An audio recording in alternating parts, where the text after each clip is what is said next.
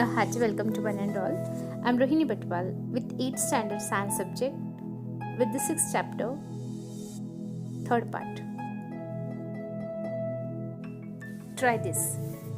Take 2 evaporating dishes. Take 7 gram iron fillings in the first dish and 4 gram sulfur in the second. Take a horseshoe magnet near the matter in both the dishes and observe. Transfer the entire iron filling from the first dish to the second. Stir with a glass rod and observe by taking the horseshoe magnet near the matter. Also observe the color of the matter. Now heat the matter in second dish for a while and let it cool. Observe the color change if any in the matter and observe whether there is an effect of horseshoe magnet. Record all the observations in the following table.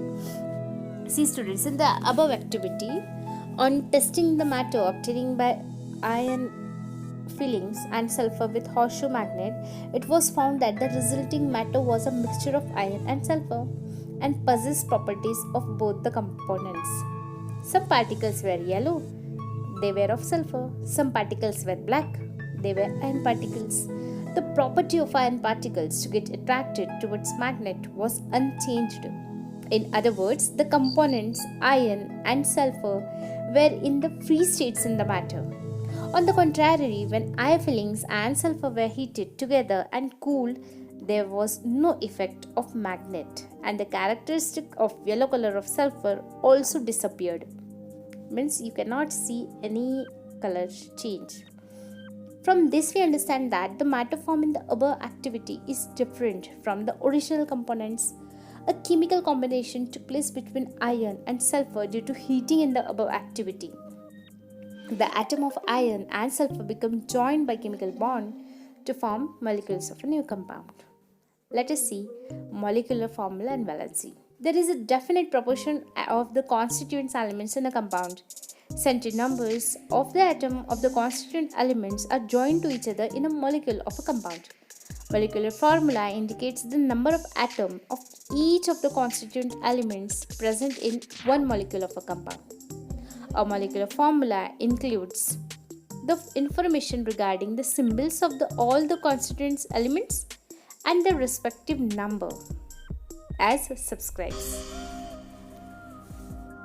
Can you tell students? Molecular formula of some compounds are given in the following table. Use this to fill the gaps in the table.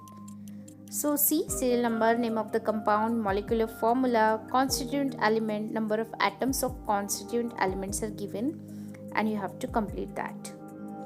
We have seen the relationship between a molecular formula and the number of atoms of various elements in a molecule.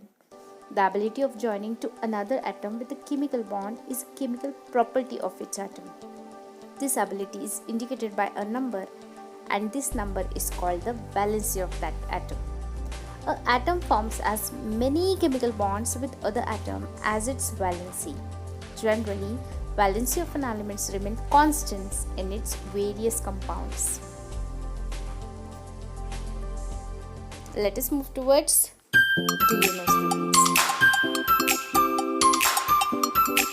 Scientists performed many experiments regarding composition of compounds during 18th and 19th century, and from that they deduced the valency of elements.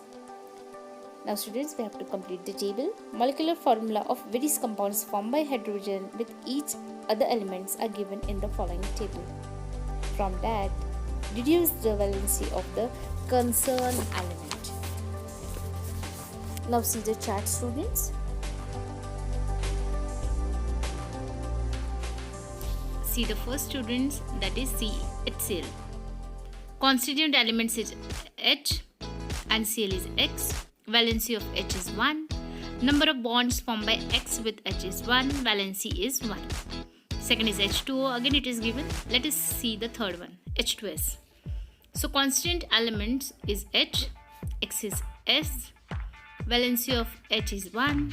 Number of X bonds formed by X with H is 2. And valency is 2. See the NH3. Constituent element is H and X. The element is N. Valency of H is 1. Number of bonds formed by X with H is 3. And valency of X X is 3. See the HBr, constituent element of H is H, X is bromine, that is Br. Valency of H is 1, number of bonds formed by X with H is 1, and valency of X is 1. Rest of the 3 students you have to do, and you have to comment the answer in the comment section. Let us move towards the next. See students, valencies of the constituent elements can be deduced from the known molecular formula of a compound. The basis for this is the univalency of hydrogen. On the other hand, the molecular formula of a compound can be written from the known valencies of the constituent elements by the method of cross multiplication. See the step 1. Cross multiplication method for writing the molecular formula of simple compound, that is step 1. To write symbol of constituent elements, that is C and O. To write the valency below the respective elements, C4O2. See the step 3. To cross multiply to obtain the number of atoms of the constituent element in the molecular of the compound is C2O4. To write the formula of the compound obtained by cross multiplication, that is C2O4. See the step 5. To write the final molecular formula of the compound, the number of constituent atom in the final molecular formula should be the smallest possible whole number. For getting this, divide the formula obtained in step 4 by a suitable number. Formula obtained by cross multiplication is C2O4. Final molecular formula obtained by dividing by 2 is CO2. So, pairs of elements and their valencies are given in the following table. Use them logically to deduce the molecular formula of the compound formed from the pairs and write them in the last column.